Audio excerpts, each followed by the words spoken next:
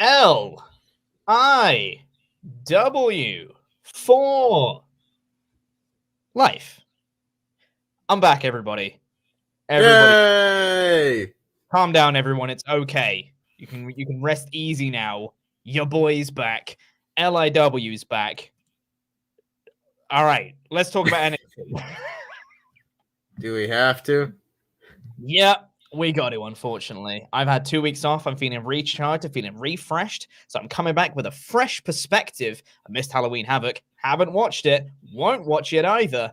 But I got fresh perspective on NXT. So did I enjoy it more this week?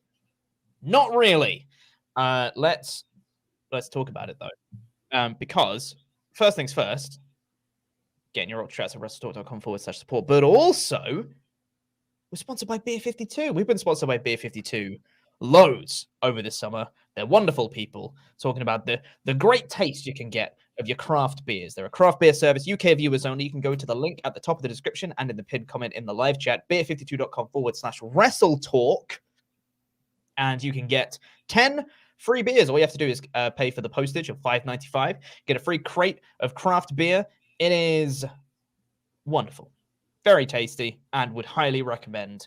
They're great people. You get a snack, you get a magazine displaying all the different regions that the beers are from. They are a good time. UK viewers only. Go click the link. 10 free beers. Normally, when people get sponsored by Beer 52, they get 8 free beers.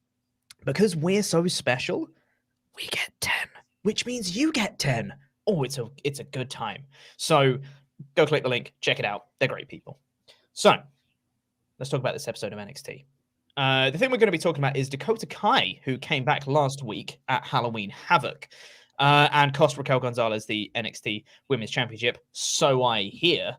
And she came in on this week and just destroyed Cora Jade fairly convincingly. But then afterwards was the bit that was really interesting because the match itself was a bit kind of botchy. They just weren't clicking for whatever reason. I don't know why there was some like anti-chemistry going on, or whether they're like one of them was just not having a good day or whatever it was, but they just weren't clicking for whatever reason. And the match ended with the Dakota Kai's boot in the corner. She got the victory. And but then afterwards, it looked like she wanted to beat up Cora Jade some more. She dragged her out the ring. She got a table and put it on Cora Jade's face on the outside, or the back of her head, I should say, on the outside. Or was it her face? One of the two, whatever. She was lying on the floor, put a table on her. And it looked like she was going to go on the Tempest. On the Tempest. God, my brain. I'm already... He was going to go... I was half glancing at the chat and saw the word Tempest. And then... whatever. She got up on the apron and was going to stomp on the table on her face, but then decided not to and was like looking very conflicted, and her head was kind of going around and trying to shake off twitching some kind of voice in her head, So yeah, that happened. Don't know what's going on. Maybe she's got some kind of split personality. I didn't hate this. No, you didn't? Oh God. We're didn't. Gonna disagree on this show. I know we are. I thought this was the worst thing on the whole show by a significant margin. And I was like, we're starting with that. All right. I mean, the match was not good. It was a big old pile of not very good for all the reasons that you said, of course. They just weren't clicking on this night. Maybe it has to do, I don't know. I don't want to put the blame on any one particular person, but Cora Jade's very young.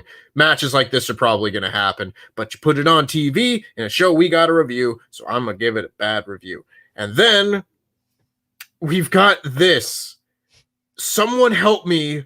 What the hell this was? Why is she twitching? The overacting in this segment where she's like, I can't see my eyebrows, but they're scrunched like, what, oh, dude, just twitching. What am I watching here? Why is she twitching? Oh, this was just so dumb. Okay. Why did you like this? Okay, so maybe my 2 weeks off has refreshed me a little bit. Maybe I've just got fresh eyes coming into this. I don't know. But yes, it was very overacted. Totally agree with you on that front. It was very kind of hokey with like the twitching and the looking around. But she has a character, and that's nice. She has some sort of difference from when she went away. And I like that she's not the same person. She came back as a different character. She's got a new layer to it. And I assume we're kind of like getting this sort of like split personality, or like some sort of like she's hearing voices in her head, copyright trademark Randy Orton. But, you know, this sort of character where she's like a psychologically conflicted character is okay. I'm all right with it if that's where they're going to go. Yeah, it was very overacted. It was very hokey, but, you know, it's NXT 2.0. So for me, this is one of the more subtle characters they're doing. So, you know, I can't call this subtle. No. I can't call this subtle at all. Let's just put that in perspective. It's not subtle for NXT 2.0. It might be. Who else have they got? Know. You know, hey, I'm Tony D'Angelo. You know, we just got here. I'm a caricature of a character. I got nothing. You know, that's the style. That's the level that we're talking about of NXT 2.0 characters. Forget about it. For this is more subtle. It's not subtle. It's more subtle. That's what I'm talking about. Sure. Yeah. Sure. I don't know where this is going to go, but she, like, Toxic Attraction spoke to her backstage briefly to say, like, you know, I'm assuming they were going to say, you know, thanks for helping me out and gifting me the NXT Women's Championship. But she was like, didn't do it for you. I just ended it to end Raquel. So there you go. It's fine. It is, yeah, okay. It's not often that we have diametrically opposed views on these shows, but no, it's all right. I just blah. I don't know. This was just not my cup of tea. And you could say, like, at least she's got some sort of character. I would prefer like a character written by someone who knows how to write a character, not just she's the same person but with a goddamn Twitch.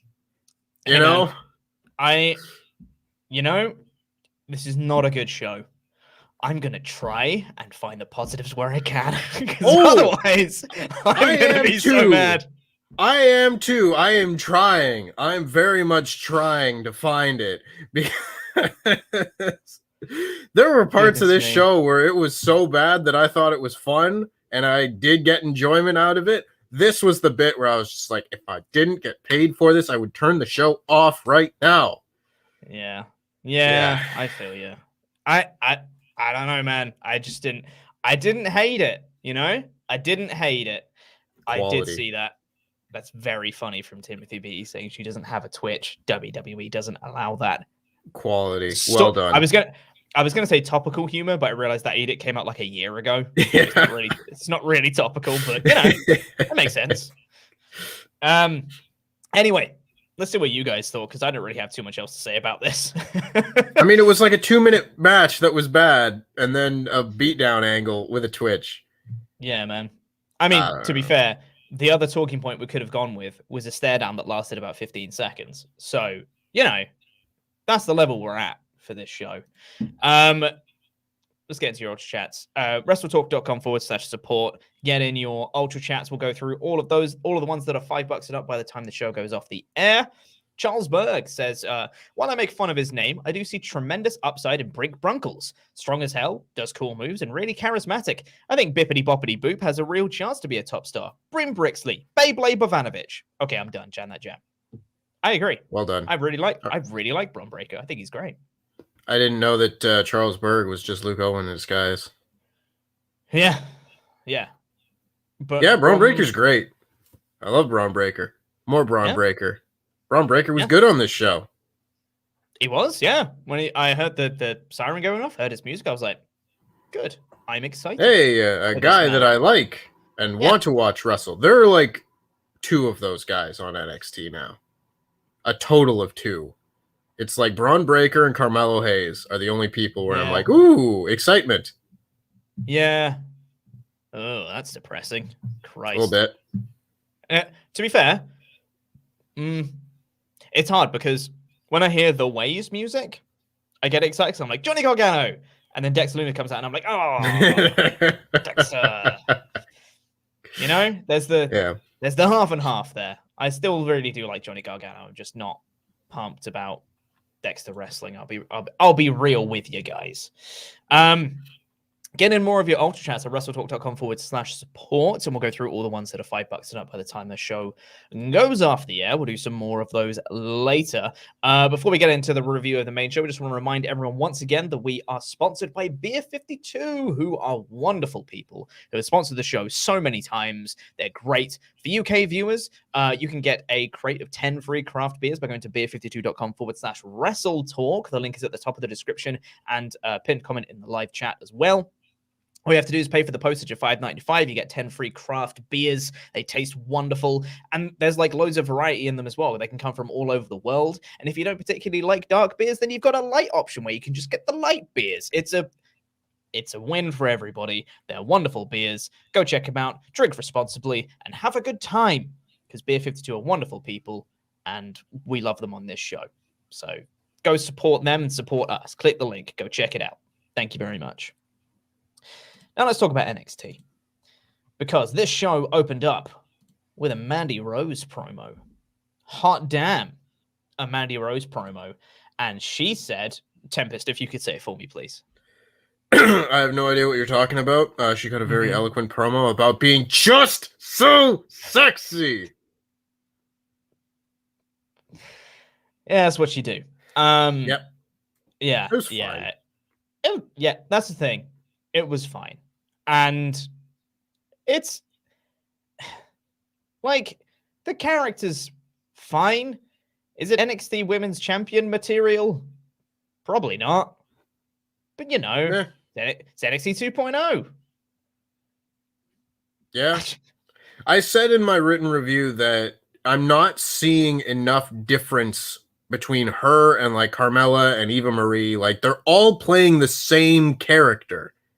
And when you see the same character like 3 times a week, I just can't really get that invested in it, because I'm just like, all right, it's kind of like a rerun. When she's got the whole package going with Toxic Attraction backing her up, at least she's then part of a stable and all that. But when it's just one person cutting a promo, then it's still just a promo that I hear 3 times a week. Yeah, that's the thing behind it. And she was saying how she recapped how she won at Halloween Havoc, and she was saying how Gigi and Jason and JC weren't out with her this time. Cuts backstage and they're attacking Zoe Stark in the locker room, and she said, "We're here. I'm the baddest bitch in NXT." She said the B word, and so edgy. Yeah, and it was okay. But then Io Shirai came out, and I was like, okay, Io Shirai as a challenger for Mandy Rose is probably going to make for a very good match, because it's Io Shirai and she's fantastic. And you know, Mandy Rose isn't terrible in the ring. She is. No. She's perfectly fine. She's decent in the ring. So I think they could get a very good match out of it. And weirdly, Io Shirai came out and was like, "I want to fight right now," and Mandy was like, "Okay," and then beat her up. Like, it kind of made Io look a bit rubbish, because she came out and was like ready, like bouncing around the ring to be like, "Right, let's go, let's fight right now. I don't like Zoe Stark, but I like you even less. Let's fight right now." And Mandy was just like, "You want to go right now? Okay, let's get a referee out here." And then she punched her, and the commentator was like, "Oh, a cheap shot from Mandy Rose." It's like, is it? She just hit her in front of her after Io came out for a fight. Okay. Bit of a dumb babyface moment. But, you know, then we had a dumb heel moment right after, where she was just talking on the mic and getting in Io's face, being like, "I'm just so sexy," you know, that thing. And then Io beat her up some more. She was what? Do you want to say it again, Tempest? No, I want you to say it, because you were just freaking out doing this. I was. Just so sexy. That's what it is. It's just so sexy. just so sexy. It's just so sexy. she did that, and then she got beaten up by Io, and then Gigi and JC saved Mandy, and then Casey, Catanzaro, and Kaden Carter come out to save Io Shirai, and then they've got a 6-man tag, or a 6-woman tag next week. Cool. Yeah. Right. Sure. Cool. Yeah. No, I like Io Shirai as the first challenger for Mandy Rose. I think that works. I don't think Io Shirai is going to win the title back or anything like that, but it means that we'll probably get a very good match out of it. And honestly, when it comes to NXT, those are not as frequent as they used to be. So I'm going to be happy if we just get a good match out of it, you know? Yeah. I could not possibly care less about seeing JC Jane and Gigi Dolan fight Casey Catanzaro and Kaden Carter again. Because again, now that the Io Shirai and Zoe Stark are now no longer a tag team, by the looks of it anyway, we're down to what? 2 tag teams on this show? Maybe 3 if you count Indy Hartwell and Persia Parada. Yeah. But like, it's kind of rough. It's a little bit rough there, you know? And I saw this match like a month or 2 ago, and it wasn't very good then. So yeah. I don't care for the NXT women's tag division, but Io Shirai and Mandy Rose, yeah, I'll watch that. That sounds like fun. Yeah, absolutely. We then got the first of 3, which we might as well talk about now, all of them together. The Duke Hudson Poker Room with Cameron Grimes, which I've seen a lot of people in the chat say that they really enjoyed these segments.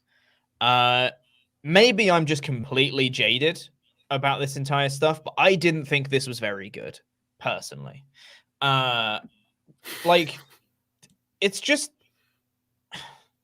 Cameron Grimes came in and did, like, we know he's funny.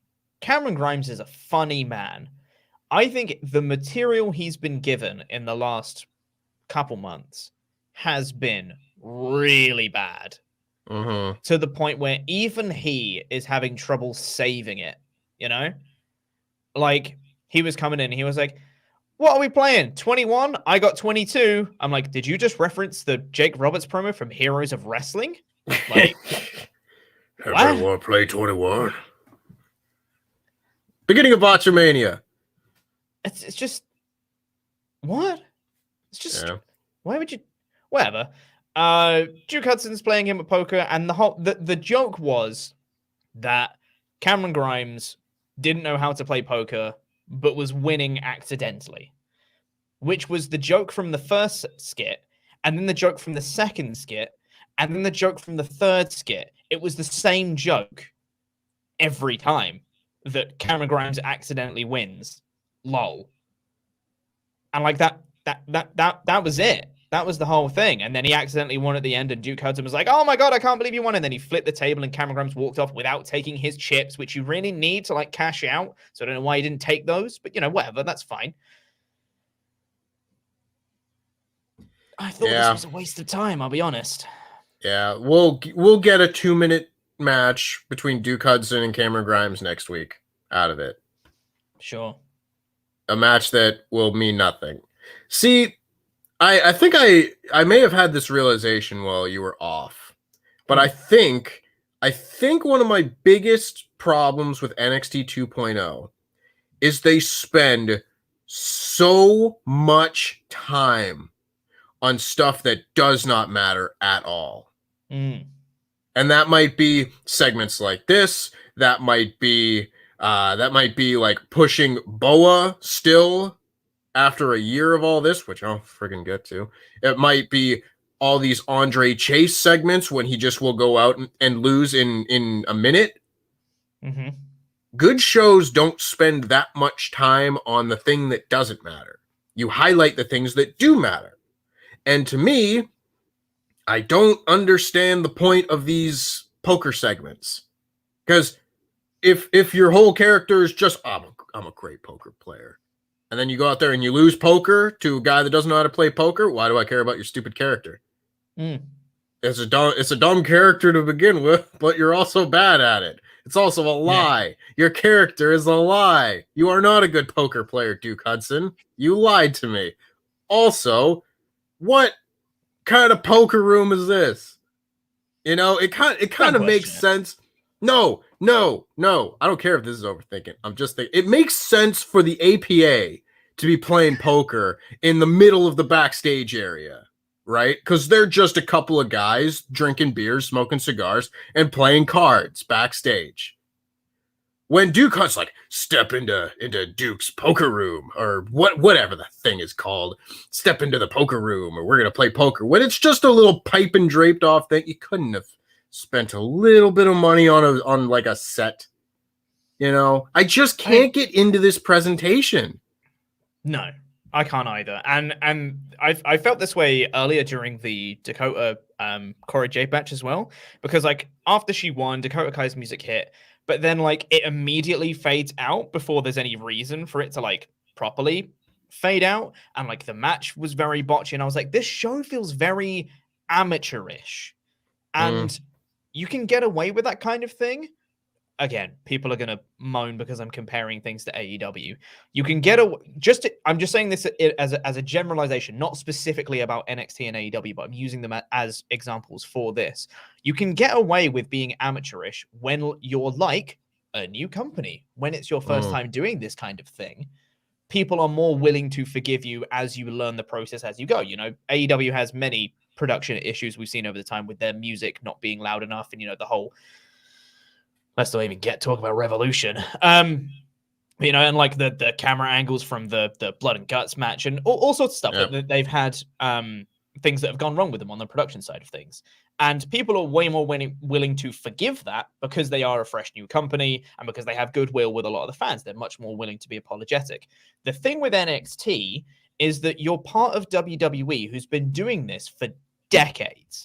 They should know better by now. You can't get away with amateurish presentation because they've been doing it for ages. And even though it's NXT, it's the subsection, it's the developmental of WWE, you're still part of the big one. You're not the underdog in the story. You're not as part of that underdog visualization from the fans, which means people are way less forgiving about mistakes that you make because you have all the money in the world to fix it, and you're not doing it.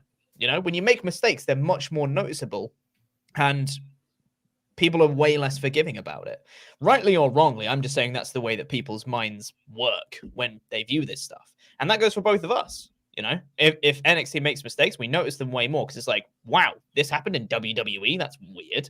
Like, they should know better by now. That's the one thing that WWE does really well is production. Which is when they make mistakes, you're way more likely to spot it. I just think it's a very interesting observation because this show felt very amateur, which is unusual. Agreed. Yeah. Anyway, we then had the Dakota Kai Cora Jade match, which we've spoken about. And then we got a promo from MSK. Oh, God, I totally forgot about this. Yeah. Boy, I can't believe we lost those tag titles. I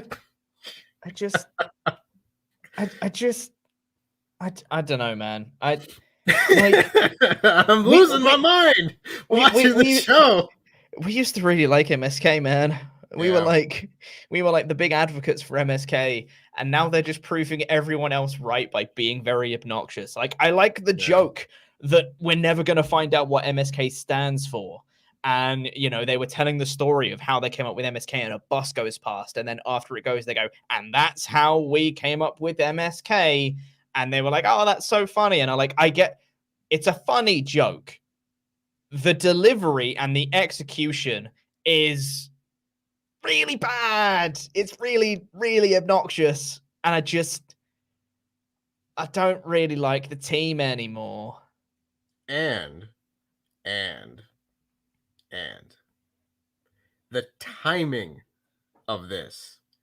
They just lost the tag team titles. And they're in the middle of talking about how important these tag team titles are to them. And they're making jokes about their name. You know? Whatever. You know, like when someone loses, when Drew McIntyre loses the WWE Championship and gets MSK didn't really get screwed out of it, but regardless, you lose a title that means a lot to you. I don't want to see you coming out the next week and cutting jokes. I want to hear you say that I will kill you to get these titles back. I will die to get these titles back. These titles mean everything in the world to me, and I will put my career on the line just for the taste of having that title again. I want that title so much. Oh my god. Yeah, but you know what MSK stands for? Whatever. Like, I'm really trying with this show. I'm really trying, and then you bring up the next segment, and I went, oh yeah, that sucked too. Okay. Oh God. I got whatever. You've mentioned all the points. I didn't really have anything else to add. I just didn't really like it. And another thing we're probably going to disagree on is this next segment. Hell yeah. Because it's Xion Quinn versus Robert Stone, and they have a singing competition. Hell and then Xion Quinn kills Robert Stone in a match. And I didn't know whether I'd missed something in the last couple weeks as to why this is happening. They came out for a match, and Xion Quinn is dressed in a suit. Like, okay, my notes for this go. Why is Xion Quinn in a suit? Why is Robert Stone in tennis gear? What the F is happening? I really hate this show. Robert Stone is committing, bless him. He sings Frankie's music. And then I wrote, F off. Quinn sings HBK's music. I just effing why? Those are my notes for this whole segment. I didn't like it. This was the best thing on the show by leaps and bounds. I honestly, I think my brain's been broken. Yeah, maybe. You know, brain broken. That's Bron Breaker's name. Brain broken. Yeah. I don't know. I just saw this and I was like, I would hate this, but I don't. You know, and I don't have a reason to not. I just saw it and went, no, I like this one. This one's dumb. If you're gonna do endless squash matches on this show, at least give me a dumb skit beforehand with Xion Quinn. Remember when he was a mute for like 2 weeks? He showed up and he didn't speak. Now he's out there and he's singing Shawn Michaels entrance music. Maybe I just wanted to hear that theme music again. I don't know. Maybe I just wanted to hear someone sing Sexy Boy again. I don't know. I don't care. This is the best thing on the show. 10 out of 5. It sucked.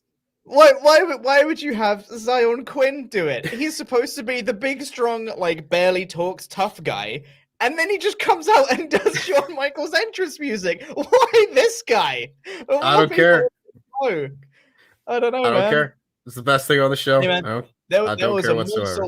There was a morsel of a thing I enjoyed, which was when Robert Stone went for a punch and Xion Quinn turned it into a dance move, and I was like, "That's funny. That's a good joke that you've done there. I like that." But like, it's just,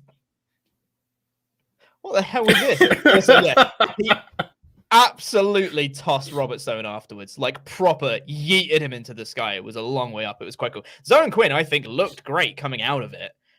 In terms of like physicality, like he's got a great look, and like his the way he was just chucking Robert Stone around the ring in the actual match was really good. Like I think he looked great coming out of it. It was just everything before. I was like, what relevance did any of this bit have? Like, he's a sexy boy, Pete. Sexy boy. That one? Yeah. Ooh. Oh my god. What a perfect way to sum it up. I'm sorry, I've just seen in the chat, Valab Mamadipuri has summed it up perfectly. NXT 2.0 is a sketch show. Oh my god, it is. It's a sketch show. Nothing goes over 5 minutes. Yeah. Damn. Hadn't looked at it that way, honestly. Yeah. Yeah. Yeah. But you know what Xion is? He's just so sexy, boy.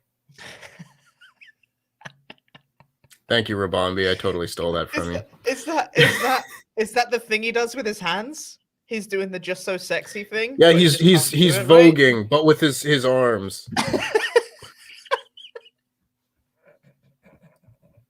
I like this guy. Xion Quinn's gonna end up being my favorite NXT star somehow. I really like the dude. I just hated the segment. I don't know. Have Xion Quinn come out and sing classic WWE entrance songs like this. And I love it. I don't know. Did I like this? I don't know, Pete. I don't know if I'm doing a bit or not. I've lost myself in the bit. You've worked yourself into a shoot. The bit has consumed me. You have worked yourself into a shoot. Oh, I've God. absolutely worked myself into a shoot. I don't know. If someone said, "Is this good?" I'd be like, I don't know. Yes, no, maybe. I don't know. Can you repeat the question? You're not the boss of me now. God. All right. Let's move on from that because I don't want to alarm anyone. I don't want to make anyone worried or anything. Trust me, I'm okay. I'm safe. I agreed with Joe Gacy. Yeah, I didn't hate this one.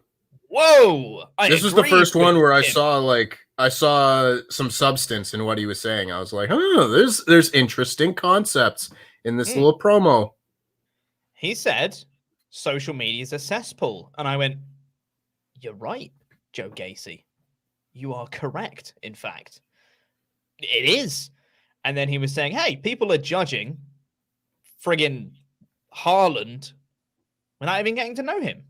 That's not cool. And I was like, I mean, you're kind of right. This was all right. This was fine. Yeah. If they got away from the asinine writing of the whatever triggered, blah, blah, blah, that stuff, you get rid of that and just do stuff like this, I don't think it's a bad character. You know, you can get this is a safe space and I'm a wrestler, but no violence. That stuff can go away. But I mean, it was one of those moments where he was just like, he's kind of right. He's a little bit right about this. Because I mean, yeah, what have we had to judge Harlan on besides just his appearance so far? And I was like, if this plays out well, which I mean, 50-50.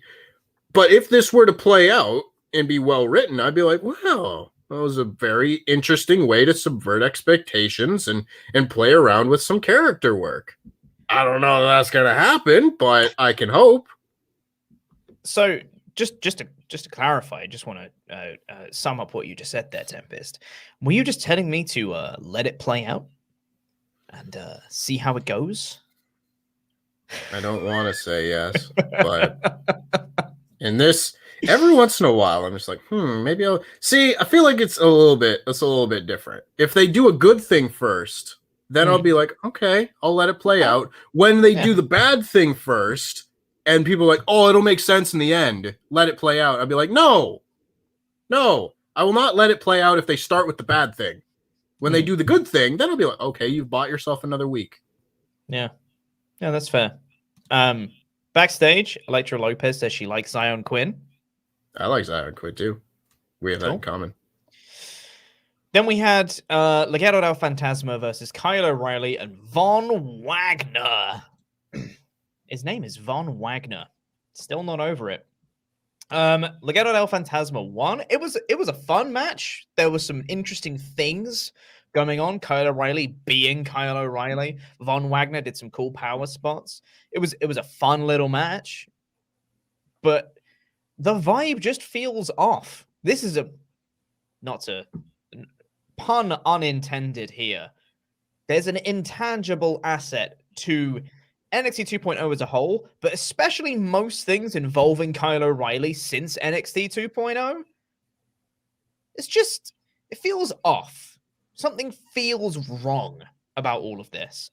And I don't know what it is. I don't know whether that's just us wanting the old Kyle O'Reilly back or missing the old NXT or whatever it may be. But all of this just feels weird. I don't know what it is. It just feels odd. Feels odd. I want the really great wrestler to do some really great wrestling things on a great wrestling show. Yeah. And I'm sorry if that's too much to ask. You know? Like, Kyle O'Reilly has been one of my favorite wrestlers for like a decade. He's amazing, and he's been amazing everywhere that he's gone. And he's been amazing on this show fairly consistently until about 7 months ago, whenever Adam Cole kicked him in the head. Until then, Kyle O'Reilly had just been fantastic. And since then, I haven't enjoyed like any of what Kyle O'Reilly's really been doing, aside from like a good match here and there. And I don't think it's wild to want more for Kyle O'Reilly than to be losing in a tag team with Von Wagner. His name is Von Wagner. I'm just going to keep saying it. His name is Von Wagner. Yeah. If it was Von Wagner, it might be okay, but it's Von Wagner. Von Wagner. Von Wagner. But it's Von Wagner. Anyway, yeah. Kyle's losing in a tag team that's not with Bobby Fish. And it's just strange. What was this match, Pete? It was fine. Hell yeah, it was. It was fine. That I don't know if I've ever seen a tag team match that was more it was fine than this. Yeah. It certainly wasn't bad. It was not bad by any means. This match was not bad. But I will never think about it again. Yeah, legit. Yeah, absolutely. Carmelo Hayes and Trick Williams are backstage. Andre Chase is there. We had the next poker room thing. My notes for the next poker room segment were Grimes wins by accident. I don't care. that was where I was at. I'm gonna walk the line very briefly because this is nitpicking, but sure. I was just like, whatever. It really takes me out of things watching these poker things when he's getting amazing hands on every single hand. That's not how cards work. That's not how cards work. That's just poker. If you're better at the game, you just get better hands. That's just it. You know, there's no luck involved at all. It's all skill. Famously, poker is all skill. Yeah. Andre Chase comes out. I quite enjoyed that his microphone didn't work. It's another amateurish thing. I don't think that was planned. And he just chucked a microphone. I thought it was really... He has good comedy chops, that Andre Chase. Microphone wasn't working. He just chucked it and said, give me one that works. And I was like, you know what? That's funny. I like Andre Chase. Similarly to Cameron Grimes, I think he has really good comedy chops. His material is not good. He had the one joke about chucking the guy out of his presentation thing with Odyssey Jones, and that was funny. But then they did the same joke again the next week. And it's like, okay, it was funny the first time, but diminishing returns, you know, that's a thing that exists in comedy. And he says he's not a coward. This was from The Haunted House last week, which I didn't see. So was it any good, Tempest? I'm the wrong person to ask. You know, if you like goofy wrestling garbage, then yeah, you probably liked it. If you're me, you don't like that stuff. You didn't. Yeah. The Trick Williams and Carmelo Hayes had some funny lines. There were some funny moments in this thing, but it was also the zombies match from Backlash. If you like that, you probably like this. Oh, that was Guess what? I thought that was the worst thing I'd seen all year. No, that was a bad time, that. But he says he's not a coward and he challenges anyone on the roster to come out and beat him up. And Bron Breakker did. He came out, he was very cool, and then cut a promo afterwards saying, hey man, Ciampa is the better man right now. He took advantage of my inexperience in this ring, but I am going to beat him for the NXT title one day, or I will die trying.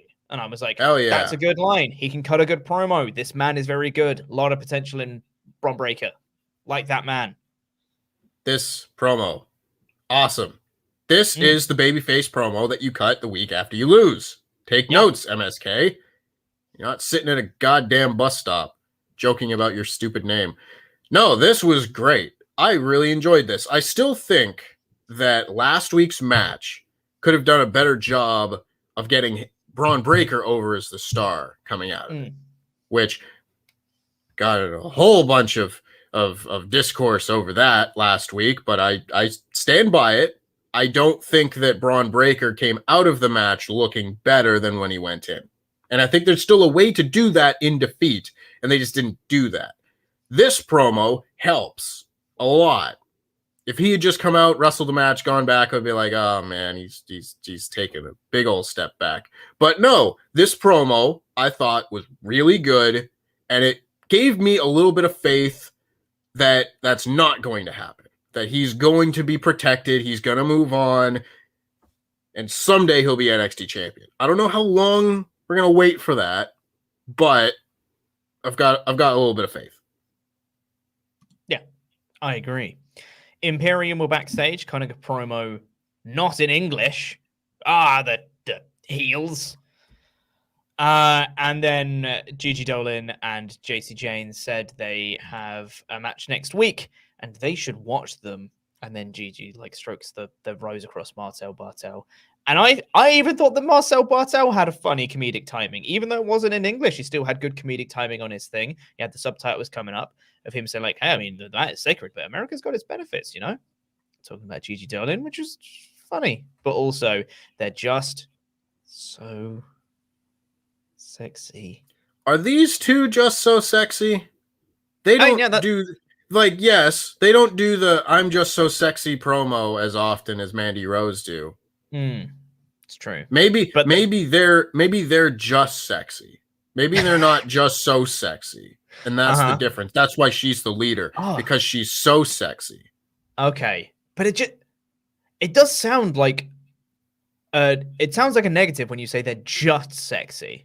Like they don't have anything else to they're just sexy. Whereas Mandy Rose, just so sexy. It's that's one thing that she's got, but she's got... Why are we talking about this? God, I hate this. This is what NXT's brought us to. This is terrible. This is terrible content. Sorry. They're just so sexy. Just so sexy. Anyway, do you want to know what wasn't sexy? Lashing out with Lash Legend. I still don't get it. I don't. What are you talking about? It's Tony D'Angelo. He's just so sexy. Hey man, let me preface Gabagool. this. Let me preface this. Babidi Boofy.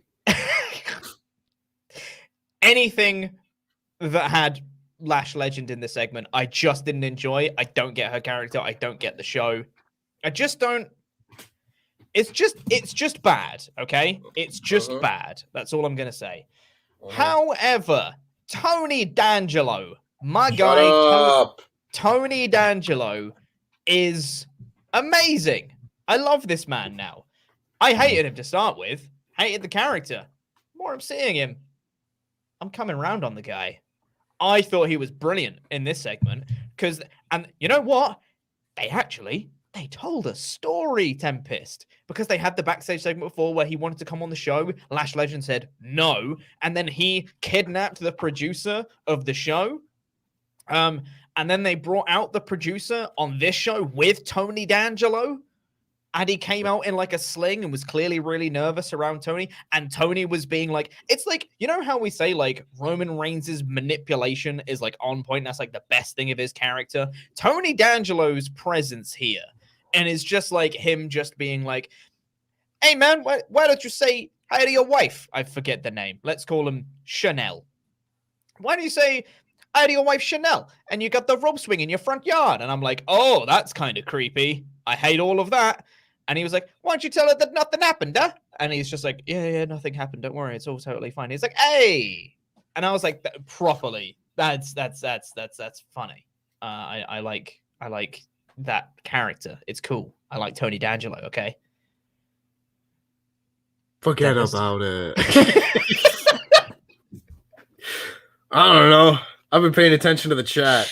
People are talking about Yu-Gi-Oh! And I was Where's all my Yu-Gi-Oh stuff? Of course, this is the day that I seemingly cannot find the 2 Yu-Gi-Oh pins that exist on my desk that I got in the Secret Santa last year.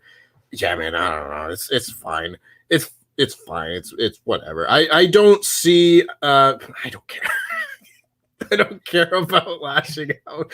I've wasted too much time thinking about it this week. But I do care about Tony D'Angelo. That man, I love him. Yeah, forget about it. Gabagoo. You did the emoji. This one. You got Yeah, it's whatever. Yeah. Can we move on? I don't want to. Yeah, my brain can't. I can't handle this segment. It's fine. Whatever. Make it mean something. Speaking of not handling stuff, Solo Sikoa is just an Uso. He's just an Uso. Like, and I know it's not just looks, okay? Pointing at Yu-Gi-Oh stuff. My blue eyes. No, you go on. You talk about the third. I'm trying to do a show here, Tempest. We're going off the rails. This is a Yu-Gi-Oh podcast now, pal. You've activated my trap card. I don't know anything else about Yu-Gi-Oh. Say goodbye to Exodia.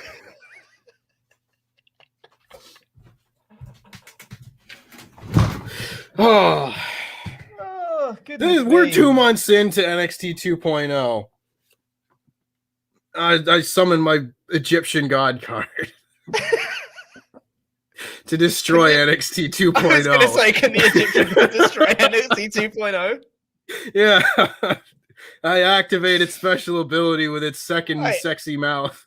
Hold up. It blows up anything with 2,000 attack points or less. NXT 2.0 definitely has less than 2,000 attack points.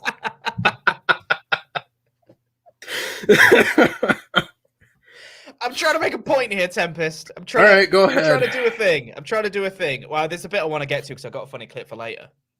Solo Sikoa is just an Uso. He's using the splash as his finisher. Why aren't they calling him an Uso?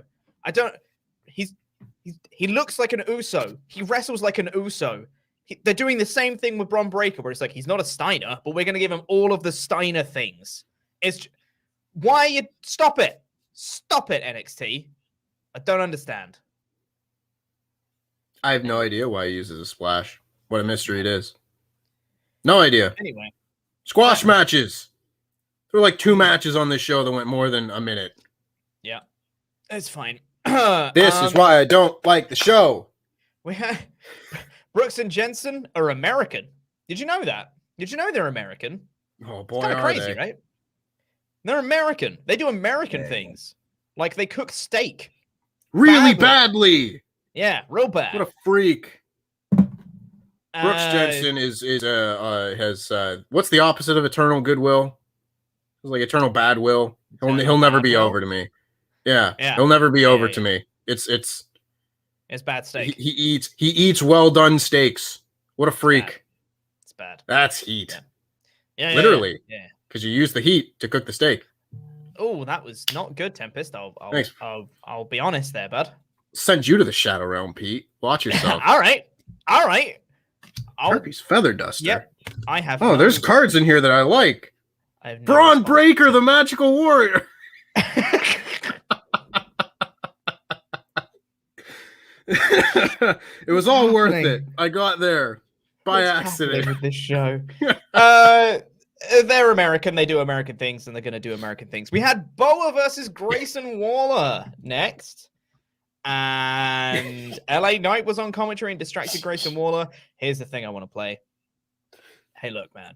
I know this is developmental. I know that Grayson Waller is still a little bit green, right? He's been impressing me in his previous matches. I thought he had a lot of potential. I thought he was great. The bump he takes here when Boa kicks the rope out from under him. So you know when people kick the rope out of you, you lose your footing. And your feet go off, and then you hit the ropes, and you fall onto the floor. And it's, oh, no, you got kicked off the ropes. Oh, no, that's not very good. Watch what Waller does here when Boa kicks the ropes from him. Boa comes in, kicks the ropes, and he just falls. It's like he's already timber. There's no movement in the legs. The legs are still stable on the rope, and he just falls forward. It's not great, guys. It's not. I'm just gonna play it once. Just look at him. It's not good. Oh, he's already falling before Bones even kicked the rope. Oh, Grayson Waller. I kind of went nuts on the, I don't know, whatever. Grayson Waller and LA Knight are feuding, I guess. They had a match. They had a match 2 weeks ago to determine who is going to win and get the job of hosting Halloween Havoc. And then Grayson Waller lost, but he was the host anyway because LA Knight had car trouble or something. And they both wore the same costume. I'm catching you up, Pete. This is the great stuff you missed last week. They had an argument, and then that's when Solo Sikoa showed up. Now we're gonna go again. They're gonna wrestle again, and I could not care less about this feud. But that's not true. Actually, I could care less about this feud because I could care about this feud as much as I care about goddamn Boa. I was wondering when we were going to get to the Boa side of this this equation. Boa's push has been sent to the Shadow Realm. Yeah. For God's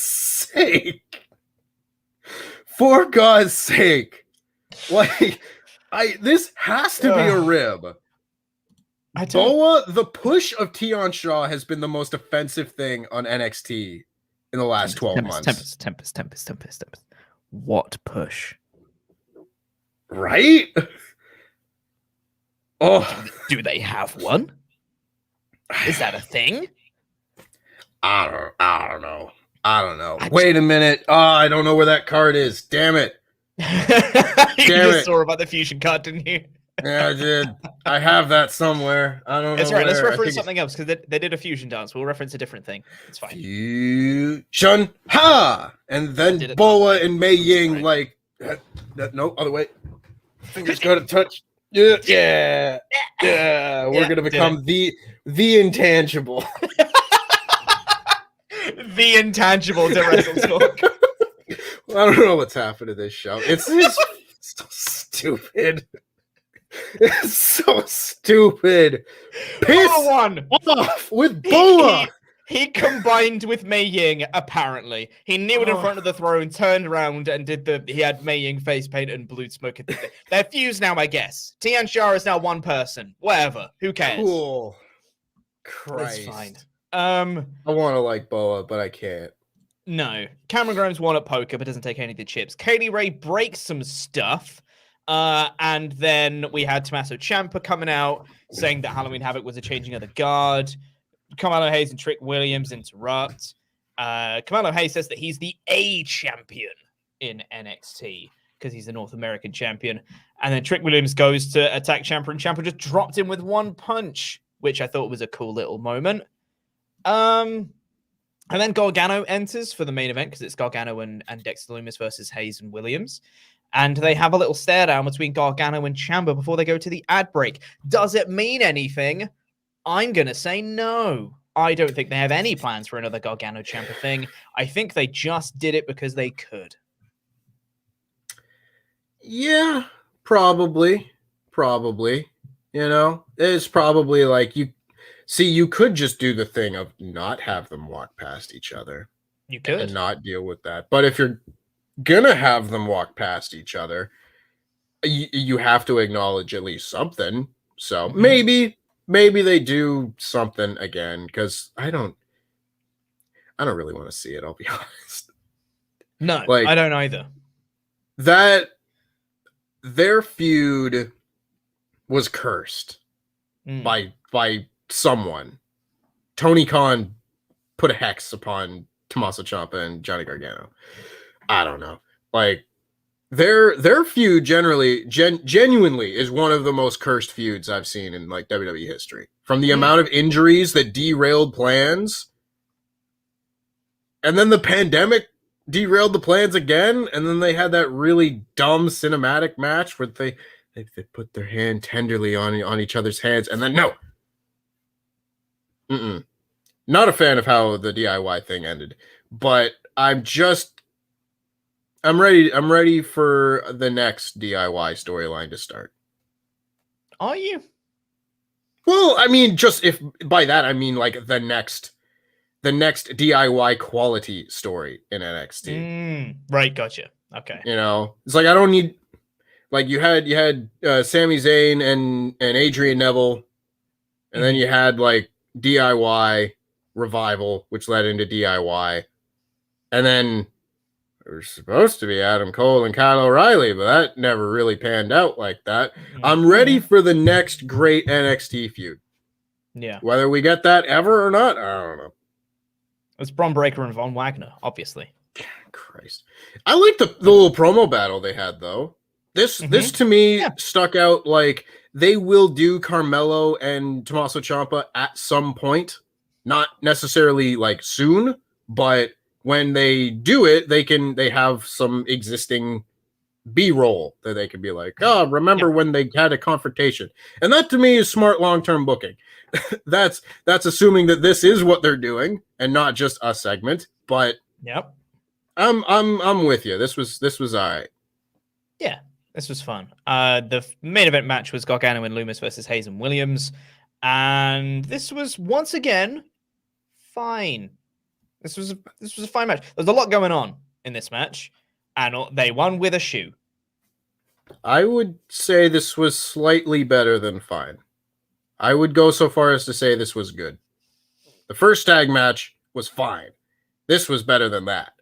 So therefore it was good. I don't mind Dexter Lumis in this role. And that's coming from me. Still does his little knuckle walk thing, which is fine. I've seen dumber stuff. As long as he's not doing his other gimmick, like when he really plays up the creep part of it. If he's just a mute baby face with his teaming with his father-in-law, it works for me, man. That's cool. Yeah, this was all right. Looked like Dexter was going to get the win, but Williams on the outside hit him with a boot. And then that allowed Carmelo Hayes to hit the big leg drop onto Dexter Lumis and get the pinfall victory, and they won. There you go. Solid. Good. This was solid booking. Whet my appetite for the Gargano and Hayes match. They didn't give it away. Yes. They didn't have them do too much in the ring with each other, but they did enough to make me go, I am excited to see that match. I hope they do it soon. Yep. A solid end to this show, I thought. And overall, I didn't really enjoy it that much. Yeah, this show was pants. It was not very good. You know what is good? Like goddamn Yu-Gi-Oh. Can I recreate that one Sting poster, but with like a Yu-Gi-Oh card over my face? You know the one where he's got the Undertaker. The Undertaker's on the card, right? Or was it the other one? No, the Undertaker was on the card. I'm gonna do that. Just be like, yeah, Shadow Realm. I'm sending NXT the Shadow Realm. Sure, whatever. I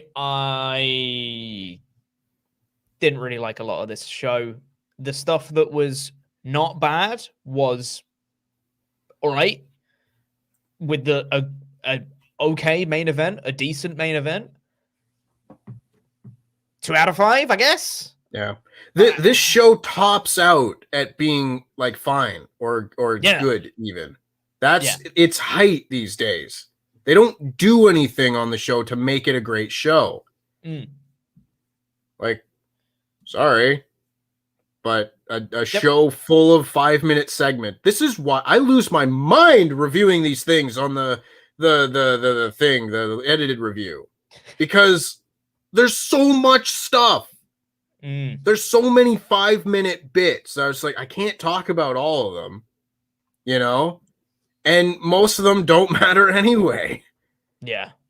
There's so many squash matches. If you gave some of these matches time. Yeah. I'd like to show so much more. You can cut all these stupid poker room segments and just have matches go a little bit longer. Yeah. Yeah. Anyway, let's get into the Ultrachats. Let's do it. Let's review episodes of Yu-Gi-Oh! I would review the hell out of Yu-Gi-Oh! And I'd be there like, I don't know what's happening. But I'm sure it'll be fine. Anyway, let's get into the rest of your Ultra Chats. But before we do, just want to say one more time, we're sponsored by Beer 52, who are amazing people who sponsored us loads over the summer and in years gone by. They're great people, and a special offer for you guys, specifically for our channel. If you go on to the link below at beer52.com/WrestleTalk, that's in the description, or pinned comment in the live chat, go click that and you can get 10 free craft beers, better than the 8 you get from other people, because we're so amazing and they're great, which is why they've given us this offer to give to you guys. Go check the link out. 10 free craft beers. You have to pay for the postage, $5.95 for UK viewers only, and you get awesome tasting beers. What more do you want? It's nice beer, and if you don't like a certain beer, you can get a different kind of beer. It's good. You have choices. Go do it. 10 free bit. Click the Ultra Chats. Support WrestleTalk.com/support. Last chance to get those in. Let's go through them. Manuel Cifuentes. I'm sorry. Sup, y'all? What a shame. What a shame. What happened to NXT? I would be always looking forward to watching the 1-hour version on Hulu since I don't have cable. Thankful for you guys watching it for me, because I haven't seen 2.0 since this 3-week push premiere. Go Kraken. Yeah, go Kraken. Hockey. Woo! Yip, yip. Yeah. Yip, sports. Yip, yip. Yeah. Is Appa a Kraken? Maybe. You don't know. Are the Kraken an Appa? Maybe. Yep. Alpaca Nation. They could be. You don't watch hockey. You don't know. You know what? You're right. I do watch Avatar: The Last Airbender, though. What a show. What a show. Let's review that. Let's review that instead of NXT. Yes. Let's do that, Tempest. Can we start a channel, just me and you, and we'll just review Avatar? I'd do it. Hey, man. I'd do it. Alpaca Nation 87 says Xion Quinn should take the Joe Hendry shtick of singing parodies of songs for his entrance music going forward. No. Yes. Yes. I just don't. I don't want it. Do it. I don't do want it. Yeah, I want it. I want it. Do it for me. You've taken so much for me, NXT. Give me this. I don't want it. Just stop. Xion Quinn was really cool. Why'd you have to make him do show my? Not getting into it. Now he's a sexy boy. Sexy boy. I can't not do it. Brian Moore said a lot of NXT 2.0 booking is just worse versions of stuff we see on the main roster WWE. Xion Quinn is the new Vladimir Kozlov. What a great comparison. No, it's a terrible comparison. What a great comparison. Rude. That's so mean to Xion Quinn. Xion Quinn is so much more talented than Vladimir Kozlov. I think they're treating him like the next Vladimir Kozlov, not that he actually is in terms of talent. I don't know. I don't really see it. They never had Vladimir Kozlov sing during his first push, which is good. You shouldn't have done that either. During his first one, probably his only push. It was only push. He never got pushed again after that. During his after the next bit. Well, yeah, when he was with friggin' Santino, he did dumb stuff. You talk funny. That's double E. Forgot about that. Tell you what, though, that Santino Marella, Sheamus, Vladimir Kozlov Tea Party segment is genuinely very funny. It's a good one. I'll give him that. It's a good one. Riot DR says, remember when Trey Baxter almost had a character? Remember when Trey almost had a story? I miss Trey. Also, Von Wagner still needs to work on that human emotion thing. That thing. You know, that thing. Yeah, I miss Trey Baxter. I get what you're saying. Yeah, well, now he's second to Cora Jade when she's on TV, and sometimes even he's not even on then. So, you know, that's fun. Alpaca Nation 87 said, please banish me to the Shadow Realm wherever NXT 2.0 doesn't exist. Nice. See what I can do. Go ahead, Tempest. Three sacrifices. Mm-hmm. Kaiba, open your mind. I'm getting you to watch Yu-Gi-Oh, Pete. Sure. I have the time. I have so much time for that.